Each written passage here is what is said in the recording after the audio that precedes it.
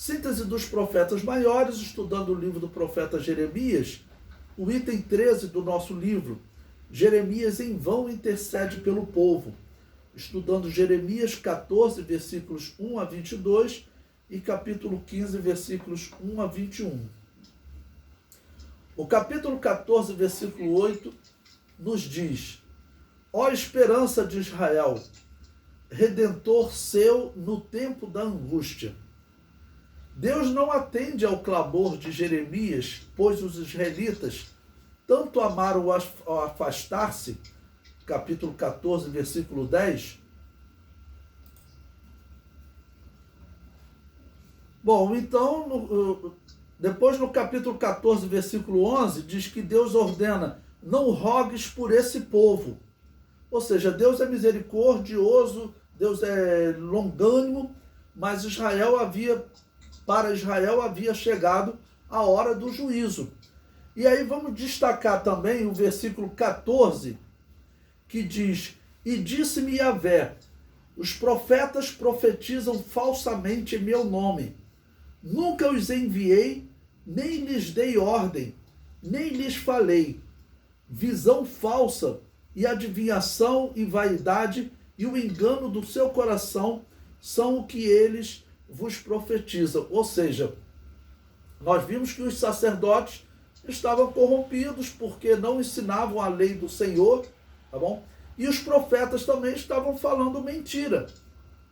No versículo 15, portanto, assim diz Yahvé acerca dos profetas que profetizam em meu nome, sem que eu os tenha mandado, e dizem que nem espada nem fome haverá nessa terra.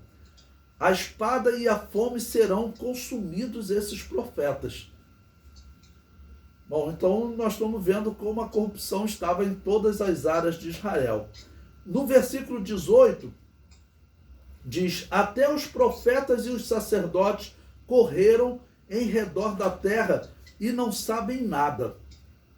Os líderes não sabiam nada ou não sabiam para onde estavam indo. Esta é uma característica daqueles que estão em trevas.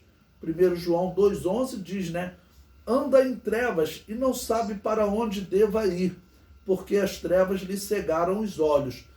Então, Jeremias, ele faz uma confissão, ou uma intercessão, mas parece mais uma confissão. Veja o versículo 19, retornando a Jeremias,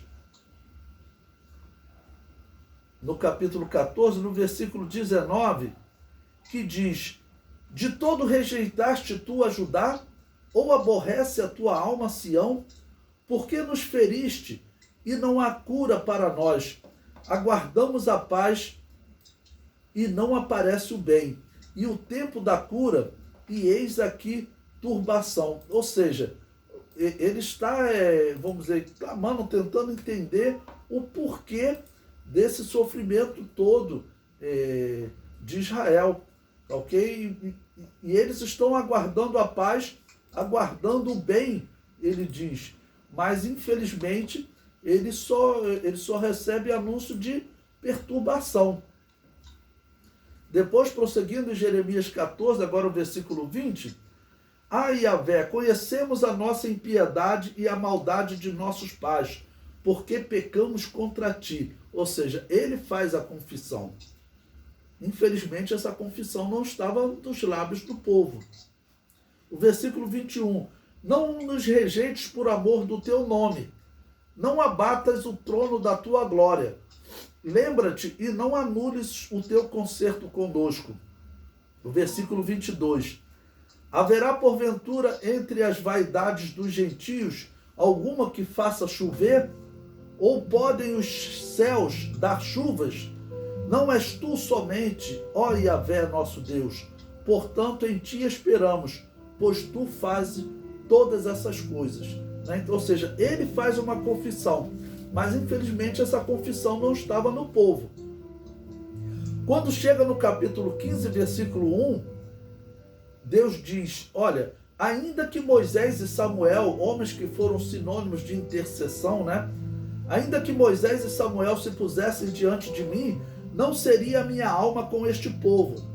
lança-os de diante da minha face. Eu comento. Moisés foi um grande intercessor, impediu a destruição do povo no deserto, como está em Êxodo 32, versículos 11 a 14, e Números 14, versículo 13 a 19. E Samuel intercedeu e Deus livrou o povo em muitos momentos, como está em 1 Samuel 7, 5 a 11, 12, 19, e no Salmo 99, versículo 6. Mas o estado atual de Israel impedia o livramento.